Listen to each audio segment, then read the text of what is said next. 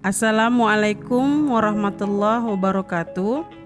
Pada kesempatan kali ini, saya Nur Azlia, guru IPA di SMP Swasta Satria Budi Perbaungan, peserta CGP Angkatan 5. Pada kesempatan kali ini, saya akan memaparkan kesimpulan dan refleksi pemikiran Ki Hajar Dewantara sebagai tugas dari koneksi antar materi modul 1.1A8. Pemaparan yang pertama mengenai kesimpulan dan refleksi pemikiran KHD adalah apa yang saya percaya tentang murid dan pembelajaran di kelas sebelum saya mempelajari tentang pemikiran KHD. Sebelum saya memahami pemikiran KHD, saya berpikir bahwasanya murid harus mengikuti semua pembelajaran yang saya berikan. Lalu, murid harus menyelesaikan tugas dengan tepat waktu. Murid juga harus mendapatkan nilai ujian yang tinggi tanpa melihat latar belakang siswa. Pembelajaran yang saya lakukan seperti teacher center atau berpusat pada guru, berupaya untuk menyelesaikan materi yang ada pada kurikulum, berusaha untuk mengembangkan kemampuan kognitif murid, kurang memperhatikan minat dan bakat atau kodrat alam dari murid.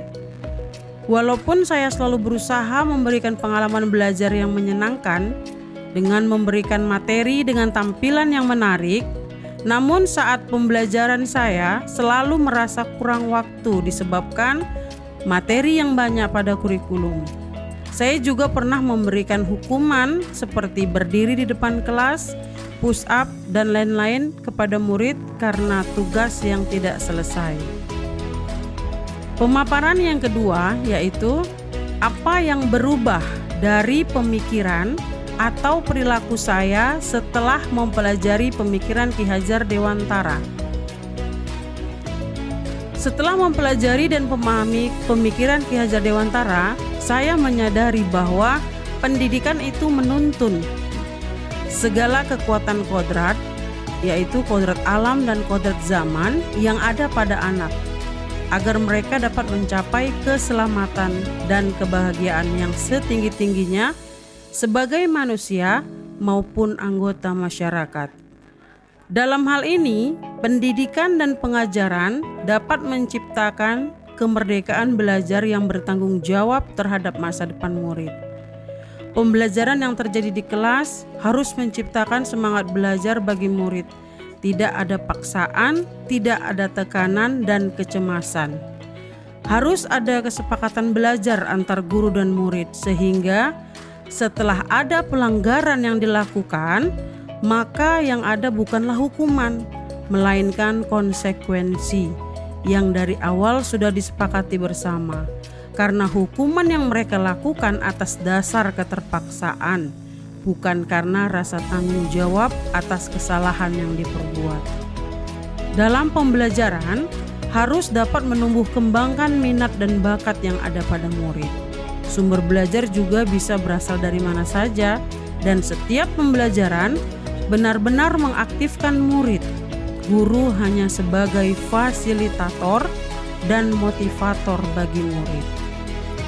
Pemaparan yang ketiga yaitu apa yang dapat segera saya terapkan lebih baik agar kelas saya mencerminkan pemikiran Ki Hajar Dewantara.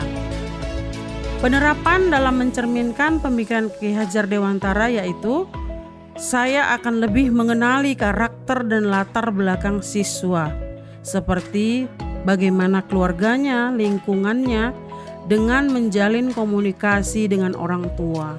Saya juga akan menggali potensi diri agar bisa menjadi guru yang profesional. Saya akan berusaha menciptakan suasana belajar yang nyaman, menyenangkan, dan merdeka layaknya sebuah taman siswa. Pembelajaran juga bersifat student center. Tidak ada tekanan, paksaan dalam pembelajaran.